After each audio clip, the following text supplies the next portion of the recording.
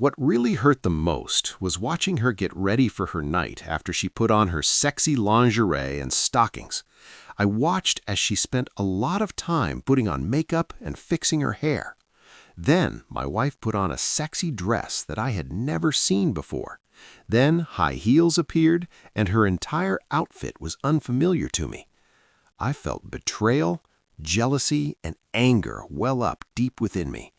She did all this for Mark Diamond, her boss, not for me. She was making herself desirable and sexy to another man outside of our marriage, while I was busting my ass to provide her with a wonderful life and family. All this was incomprehensible. Our sex life was amazing. Jessica was always attentive and never hid anything.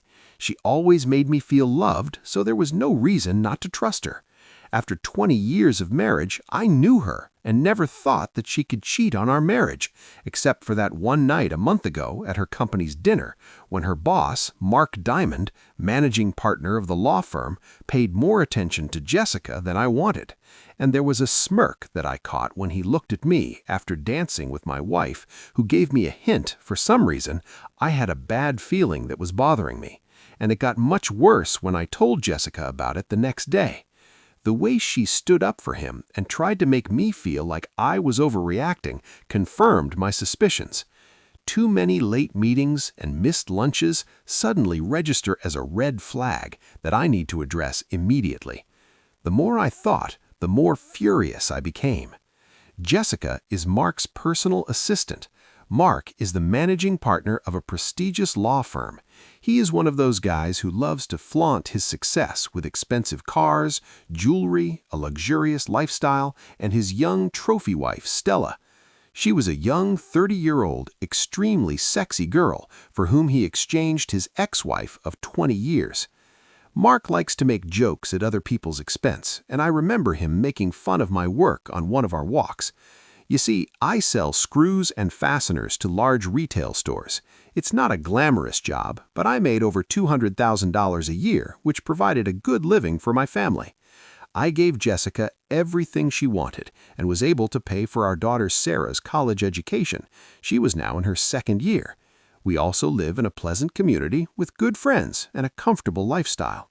Of course, I wasn't a power broker and I didn't make $1 million a year like Mark, but we were happy. At least, that's what I thought, anyway. The night he decided to mock my work in front of my wife and others, I was pissed off, not only because he was an arrogant a-hole, but also because of the way my wife defended him after I was pissed off about being humiliated in front of her and others. "So, Johnny, how's it going with the nuts and bolts? It must be fun working at Home Depot every day." When I saw Jessica laughing, my blood boiled, and I left without saying a word to her. To her credit, Jessica came over and asked me what was wrong. When I told her this, she tried to make light of it. "Oh, baby, he's just kidding. He loves to have fun. You shouldn't take everything so personally. Come with me. He's a really good guy." Against my better judgment, I stayed at dinner for the rest of the evening. Looking back, I realize I should have seen the signs, but now I realize I may have missed some red flags. Damn it! I'm not a fool, and I wouldn't sit quietly. I can understand other people's attraction to Mark. He's the alpha, the big, strong, good-looking man, the wealthy partner of the firm, the one everyone wants to be around, and Jessica was his closest ally at the firm, his valued and trusted right hand. Everything was going well. It didn't matter that he had a younger, sexier wife. For an a-hole like Mark, he wanted it all, and laying claim to someone else's wife was definitely on his list. Well, over the next week, I acted quickly to find out if I was crazy or if my intuition was correct. After 6 audio recording devices and 5 video cameras arrived, I began to implement my plan of action. The first video camera was installed in the smoke detector on the ceiling of our bedroom. The next 2 cameras were placed at different angles of the bedroom to capture the full view.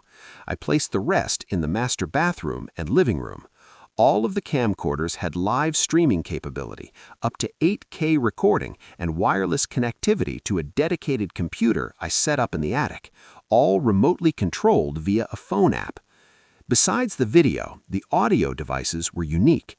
One of the audio devices was encased in a pen, which I placed next to the kitchen phone, and the other I discreetly placed in her car. I put other standard recording devices in her 3 favorite purses and one behind our bed. With this overlay, I should be able to capture at least 90% of her conversations and any activity in the house. I had a bad feeling about the next week as I got ready to travel on business.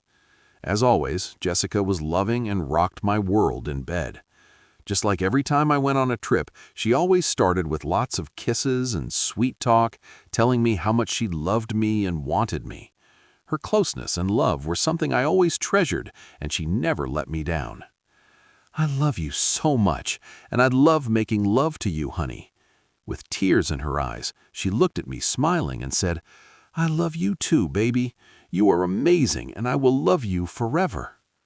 It was an amazing night, and I felt so close and in love with this woman that I knew there was no way she could be unfaithful, and I almost gave up on my spying plan.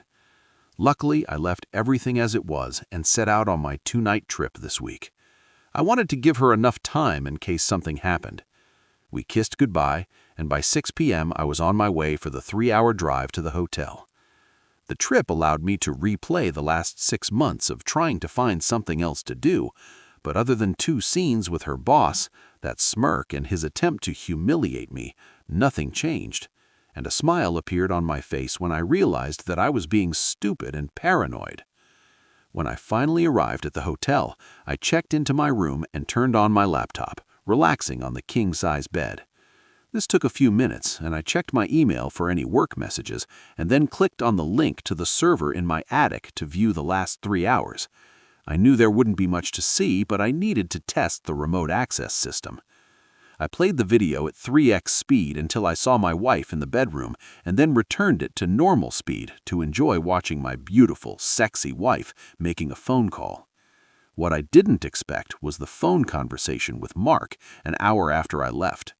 The video camera captured the audio as I watched her lying on the bed talking to her boss. I could only hear her part of the conversation as I watched and listened to the videotape. "Hello, honey. He left and I'm all alone. Yes, this time for 2 nights. When can you come? Won't your wife ask where you're going? Oh my God, this is great. Can you spend the night with me? I really want to wake up next to you. Oh, yes, of course. I'm all yours, baby. Then what time will you be here? Okay, see you soon. I love you, baby." I sat there in shock. We just made the most passionate love. She came at least 4 times and told me that she loved me. Now, an hour later, she invites him to spend the night with her? Who was this woman? How can she love me so much and betray me moments later? Is he coming tonight? For the next hour, I watched my loving wife prepare to meet her lover. While watching her shower, put on sexy lingerie, high heels, and makeup, after spending 30 minutes fixing her hair, was an incredibly painful and erotic sight. I always knew she was a sexual being, and when she dressed like that, she was a vixen. The problem was that she never dressed like that for me. Anger and jealousy raged in my blood when I realized that she was doing all this for Mark and not for her faithful husband. It was all too hard for me to believe. Did Mark come over tonight, or was it just a misunderstanding? That last question was answered a few minutes later when the doorbell rang and I saw Mark walk into my house and kiss Jessica deeply in front of the video camera in real time. I took a close-up of their kiss, which made me throw up for the first time that night. "Wow, baby, you look amazing in that dress. I can't wait to rip it off your sexy body and make love to you all night long," he said, looking over at Jessica with a wide smile. The exchange between them made me angry, but that anger turned into incredible pain when I saw her take his hand and lead him into our bedroom. The pain got worse as I watched her undress him, and he stood there with that stupid smile on his face. He was a big man with a strong body and 6-pack abs. I watched this with jealousy, rage, and anger, but at the same time, I was somehow impressed by this after the second bout of vomiting. I watched and listened to them have sex for the next hour. Obviously, I knew my marriage was over and I shouldn't have let it bother me, but their conversation was the most painful part of the night. He started the conversation as they lay together in each other's arms. "So, your husband is gone for a few nights? Okay, you'll be mine for the next 2 days. I'm so happy you can stay the night, baby. You know I wanted to wake up next to you for so long. I love being with you." "Mark, yes, I will love taking you over and over again all night long while hubby works his ass. What an idiot." "Be good, Mark." "I love him, and he is a good person." "Then why do you let me have sex with you?" "Mark, you are the sexiest man I know, and I love our sex, but we are both married, and we should just enjoy the time we have together." "It makes sense. You give me more love and affection than my wife or any other woman I have been with. For me, it's more than sex. I just love the way you make me feel." "Jessica." This part really hurt because the love he was talking about was supposed to be just for me, but now I realized that she shared her love with another man. I continued to listen and watch as they hugged, kissed, and talked. "Does your husband satisfy you as much as I do, Jessica?" "He's a wonderful lover, but no, he's not like you. You do things to me that I can't explain." I sat there, sad, hurt, with a deep sense of loss. I turned off the computer and could no longer listen to this betrayal in my home and bed. After several hours of insomnia and struggling with my anger, I realized that there would be a lot of pain and revenge in my future. When I returned home, everything was fine. Complete love and respect, as if nothing had happened. Jessica greeted me with a big hug and lots of kisses. She acted as usual, as if nothing had happened while I was gone. Instead of the love I had always felt for her, I now felt disgust and shuddered at her kiss. I did a great job as an actor and acted as normal as possible. I collected all the recordings and videos together, made copies to the cloud as a backup, and created an encrypted file on my computer.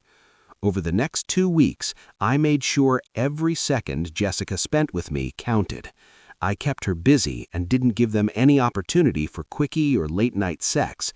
She even asked me when my next trip was planned. They clearly wanted me to leave. And one morning, I overheard their conversation while she was driving to work. "When will your husband leave town again?" "I'm not sure, but I'll find out. It's got to happen soon, baby." Knowing this, I planned the trip for one night to make sure he would come while I was gone. The plan was taking shape. That same evening, while I was watching a movie on TV, my cheating wife asked, "Darling, when is your next trip?" I tried to control my anger and replied, "Honey, are you trying to get rid of me? Do you have a secret lover who comes when I'm not there?" I said in a joking voice. She didn't lose her rhythm and didn't show any signs of guilt. "Do not be silly. I like it when you're home. I hope you don't have to leave, and I'm wondering if your travel has been cut back." "No, sorry, honey. My job still requires me to travel.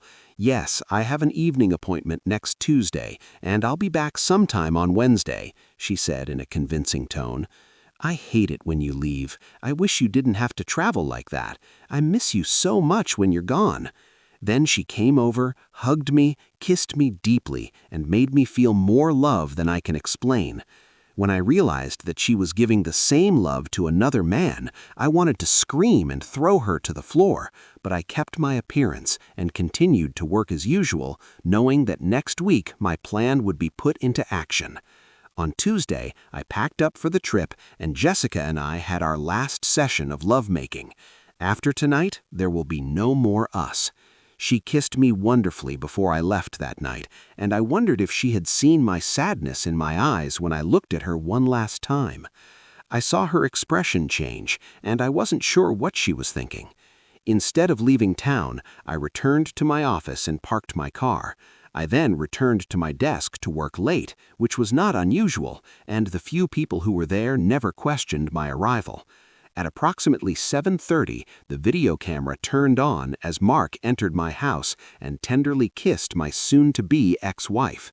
Again, it was showtime. Disabling video camera using a phone app, I put my cell phone in a drawer because I didn't want the GPS to follow me during my trip. I quietly left the office, went to the trunk of my car, and took out a full-holding electric bike. The electric motor allowed it to reach speeds of up to 30 miles per hour and a range of up to 50 miles on a single charge. I put on a black hoodie, looked around to make sure no one had noticed, and went on a 12-mile trip back to your home. My idea for the bike was stealth. This allowed me to return home quietly and unnoticed. Within 20 minutes, I parked my bike behind the house and walked through the back sliding door, which I had set to stay open. Once inside, I stood quietly to make sure I wasn't discovered and listened for sounds coming from the bedroom. After I was sure that they were going to do this and my arrival was not revealed, I went to the closet where I had put the short-barreled shotgun and aluminum bat and carried them into the bedroom. I carefully placed the shotgun along the wall outside the bedroom, picked up the bat, and quickly opened the door to the candle-lit room. Because they made so much noise, they didn't hear a sound or see a shadow when I walked the short distance to the bed. I didn't hesitate and delivered a strong blow to the side of his head.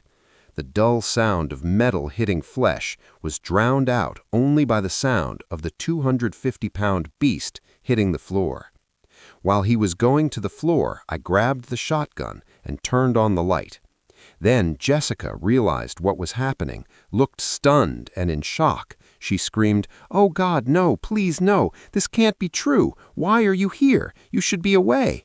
"Why are you with another man in my bed? That's a better question. Now shut the fuck up and pay attention."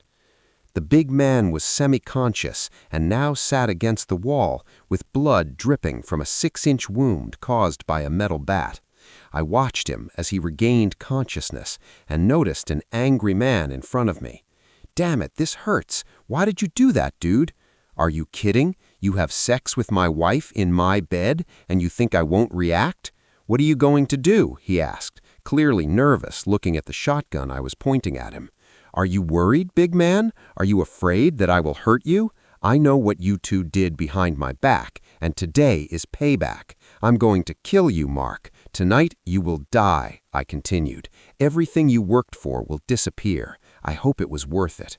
"Shit, dude, if you kill me, you're going to jail for the rest of your life. To hell with this. We will all die tonight. How does that sound, idiot?" I wanted to put the fear of God into both of them, and of course I had no plans to kill anyone, but it was nice to see how scared they were. I behaved excitedly, scaring them both. Jessica was crying, curled up, and trying to cover her naked body with a sheet. "Baby, please, don't do anything stupid. I love you, I really do. Put the shotgun down and let's talk about this." With an evil grin, I pointed the shotgun at her. "Shut the fuck up. This is because you wanted adventures outside of our marriage. Whatever happens tonight is all your work." They knew they were in trouble and knew they had to calm me down or I would kill everyone. The custom-made loads in the shotgun consisted of 25% salt and 75% capsaicin olearizin, which was used in pepper spray. I didn't intend to kill anyone, but rather to cause him enough pain and maybe a little damage to his genitals to last him a lifetime. I didn't intend to go to jail, and I won't kill anyone today, but since no one knew this, I wanted to seriously scare them so that these emotions would last a long time and they would never forget this night. After Big Mark recovered from the blow to the head, he became bolder and decided to rush at me and try to disarm me, and I was waiting for this to happen. As soon as he made his move, he exposed himself, and I unloaded the first round. The explosion was loud, but his screams were even louder. He couldn't see or breathe without suffocating, and the pain was unlike anything he'd ever experienced. A few minutes later, as he sat there writhing in pain and bleeding, I explained how it would work. I gave the big man a kick to get his attention, all the while looking at my soon-to-be ex-wife. "Listen to me, and you too, my cheating wife. I'll leave in a few minutes, and you take this loser to the emergency room before he bleeds out. You won't call 911, but you will take him in your car to the hospital. You won't tell anyone how this happened, or that I was involved in it. In fact, you'll tell anyone who asks that I have no idea about your affair. If any of you tell them that I was involved or knew about your adultery, then the video, audio, and photos that I collected will go to the asshole's wife and partners at the firm. Plus, everyone you know will be sent a link to a website I created with over 2 hours of your sex scenes. I don't care what lies you come up with for the police, but you won't mention my name, and you'll insist that I know nothing about anything related to this. You won't fire my ex-wife. She will need this job as soon as the divorce is final. If you come after me or she refuses the divorce proposal, everything will come out. At this point, it won't matter who gets burned. Get him to the hospital before he bleeds, and remember. What I said, I left, the same way I came in, fixing the lock and closing the door. I put the bat and shotgun in the bat bag and slung it over my shoulder. I quietly headed out of the area while riding my bike back to my office.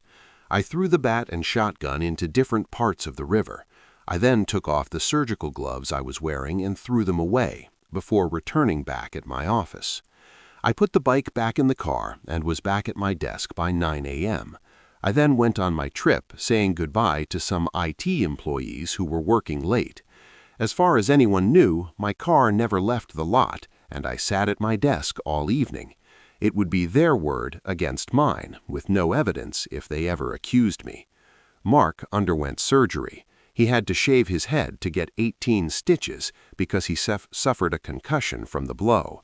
The story he told was that the last thing he remembered was walking home to his personal assistant with some paperwork and then ending up in the hospital. He told police he didn't remember seeing anyone or being hit. He kept his mouth shut, knowing that I could ruin his life and career. Jessica was beside herself and did not say a word about this incident. All she said was that she heard a gunshot, and when she went outside, she saw Mark lying there, and she took him to the hospital because she didn't think it was time to wait for an ambulance. Neither could explain why he was naked, and both stuck to their stories. But Mark's wife didn't believe him, which soon became a big problem for Mark. I spent the afternoon removing the surveillance equipment, uploaded everything to an encrypted cloud server, and threw the equipment away. Any remaining evidence that I knew about their affair was now out of reach in the cloud. Jessica came in around 6 p.m. and found me in the living room with a bottle of my good whiskey in my hand. I sat quietly while she sat across from me on the couch. She looked broken and sad.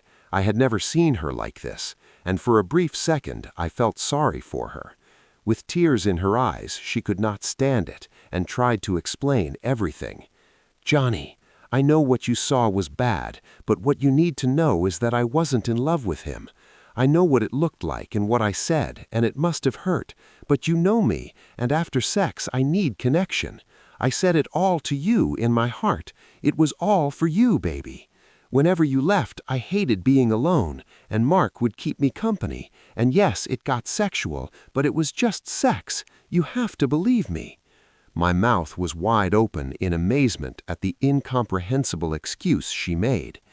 "Jessica, I listened to your explanations, and although you said that these words of love were addressed to me, I cannot help but believe that they were addressed to Mark. It's over, Jessica. 20 wonderful years thrown away because of your boss and your adultery. We will both have to live with your actions for the rest of our lives. Thank you for the pain and suffering you caused me. I will always cherish it," I said sarcastically. "What do we do now?" she asked, and tears streamed down her face. "Well, we're done with you. I will never understand how you did what you did to me, or why. I'll have to live with this forever. There's no way I can forgive what you did, but I will keep my promise and not reveal your infidelity. Sarah and your parents will never know that they have such a woman instead of mother and daughter. I'll let you explain why we're getting a divorce, but I warn you, don't make me the bad guy. If you do this, it will end badly, because I will make sure everyone knows that you are nothing more than a cheating adulteress. I'm putting the house up for sale, and in the meantime, you need to find a place to stay. Since you ruined everything, you need to move out. I'm not asking. This is what you will do. Let me know where to send the divorce papers. Sign the papers and don't resist the divorce, otherwise it will be painful for you and your boyfriend." Crying into her hands, she tried to speak. "He's not my boyfriend, and I don't love him. Can't we figure this out? Is there anything we can do?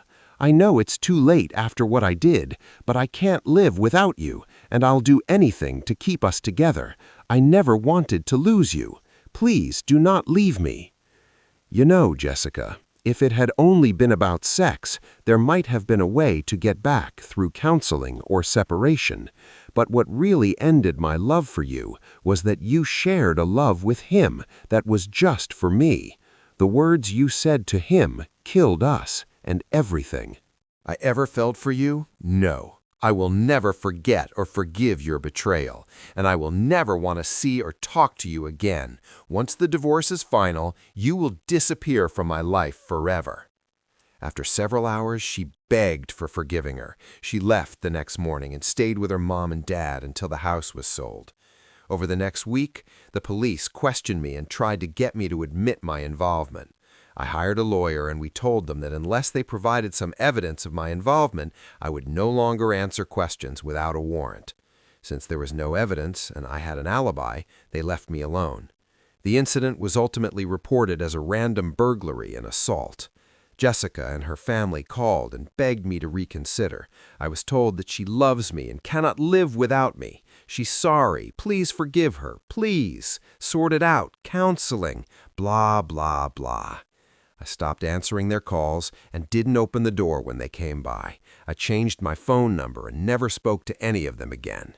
Yes, the loss killed me. Every second of separation was painful, but the memory of her betrayal and how she gave her love to another man was something that I could not come to terms with. Now, Jessica was a 42-year-old single mother who lived on her salary in a one-bedroom apartment. The pleasant life she enjoyed was gone. Her daughter and family had it all figured out and were unhappy with Jessica and her choices. They blamed her for the failed marriage. Jessica was now alone, as Mark was more interested in saving his own marriage. Mark treated her poorly at work and blamed her for her physical and marital problems. He could no longer work with her and transferred her to the administrative area with the same pay. Her new job was tedious and boring, and she no longer had the prestigious position to work with one of the partners. Word got around that she was one of Mark's ex-girlfriends, and she was treated as such. Now, with a job she hated, no prospects for promotion, no friends, no husband, and no family who blamed her for the divorce, she sank into depression. She cried every night alone and missed you by Johnny with every fiber of his being. Her heart ached almost all the time, and she constantly thought about her actions and her loss. Sarah tried to help her mother, but there seemed to be no turning back, and she watched her lose weight. Jessica ate poorly and drank a lot every evening. She refused to take care of herself, saying that without Johnny she had no reason to worry anymore. When Sarah turned to her father for advice, he sympathized with her situation, but was never able to come to terms with the betrayal and never spoke to Jessica again. Stella really pulled it all together and made Mark's life a living hell. She forced him to move into one of the guest rooms, and he paid dearly for his infidelity. Stella eventually began dating several younger men and kept Mark around to pay all the bills. She agreed to be by his side like E-Candy at corporate events or business meetings, but they lived separate lives. Mark will never have sex again, and he will never have a woman he loves. For the rest of his life, he will remember how and when his whole life changed, and all because of his desire to take someone else's wife. His anger towards me was epic, and he wanted to hurt me in the worst possible